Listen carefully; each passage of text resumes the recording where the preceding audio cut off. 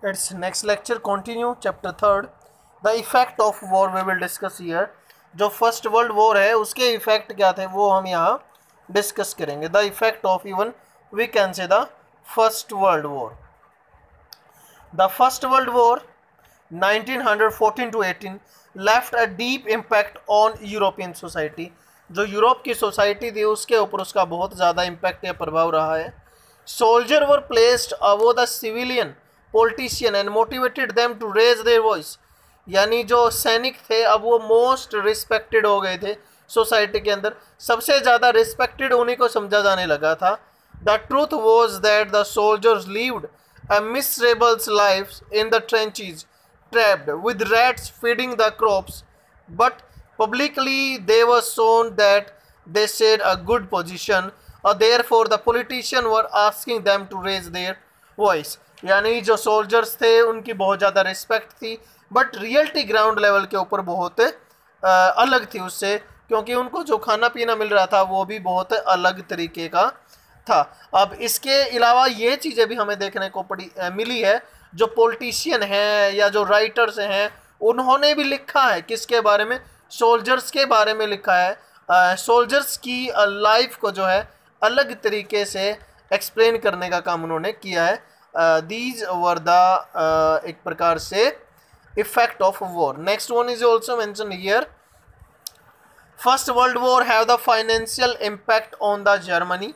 अब इतने ज़्यादा उसके ऊपर जो गिल्टी उसको प्रूव किया गया था, टेरिटरी उसकी ले ली गई थी, ओवरसीज कॉलोनीज उससे ले ली गई थी, और जहां उसको मेनली रिसोर्सेज मिलते थे रूहर या राइनलैंड एरिया वो भी उससे ले लिया गया था.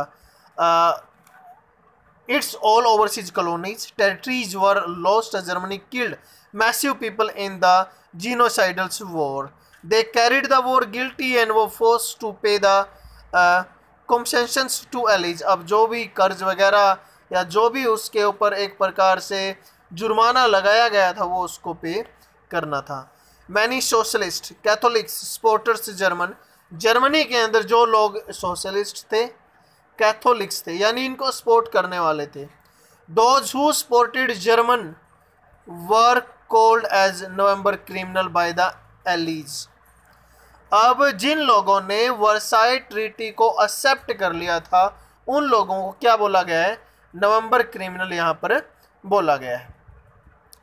Next is there a politician condition in the और a political condition in the Germany.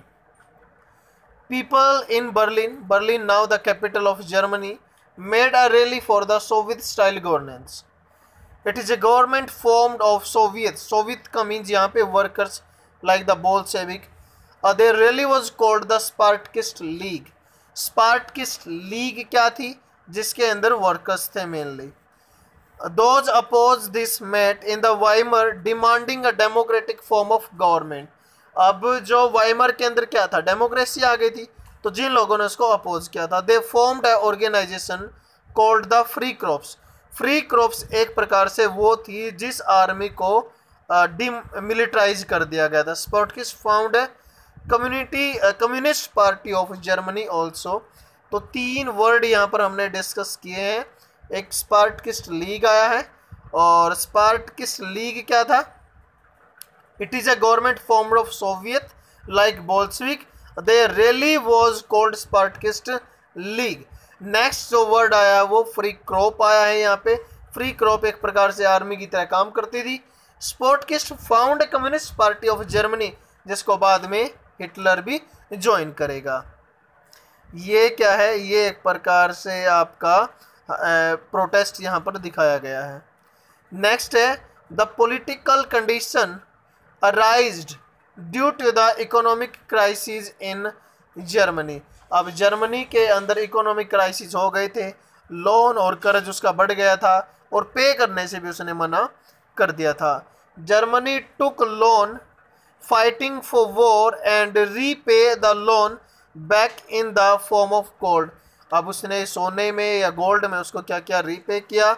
Some gold reserves were already occupied by the Allies. अब जिन जो एलीज पावर थी मेनली फ्रांस, इंग्लैंड, अमेरिका और रसिया, उसके गोल्ड रिजर्व्स भी उससे छीन लिए गए थे. Germany refused to pay the compensations to French after the loss of the war. The French occupied their famous industrial area called the Ruhr coal oil fields या coal fields. अब Germany ने जो हर्जाना था या जुर्माना था उसको पे करने से उसने मना कर दिया, रिफ्यूज कर दिया, तो उसका जो रूहर कोयले का जो एरिया था जहाँ ज़्यादातर रिसोर्सेज थे उसको फ्रांस ने ऑक्यूपाइड कर लिया, उससे ले लिया. Germany started paper currency after by the lost their coal field to the France. अब जब उसके जो कोल के रिसोर्सेज थे वो जर्मनी से छीन लिए तो उसने खुद की करेंसी को प्रिंट करना स्टार्ट कर दिया. Because of its paper currency the value of money fell and US dollar rose from the 24,000 marks still. यानी 1 रुपया, अगर जर्मनी का 1 रुपया है तो वो जो डॉलर है, डॉलर के कितने के बराबर, लगभग 24,000 डॉलर के बराबर. तो हम यहाँ समझ सकते हैं कि कितनी ज़्यादा जो है जर्मनी, मार्क्स यहाँ उसकी वैल्यू का, उसकी करेंसी का नाम है, तो कितनी वैल्यू उसकी गिर गई थी. और यहाँ पर अगर हम देखें तो ऑलमोस्ट जो है 1 अरब के इक्विवेलेंट है. ये जो है दिसंबर तक आते आते इतनी ज़्यादा गिरावट हो गई थी.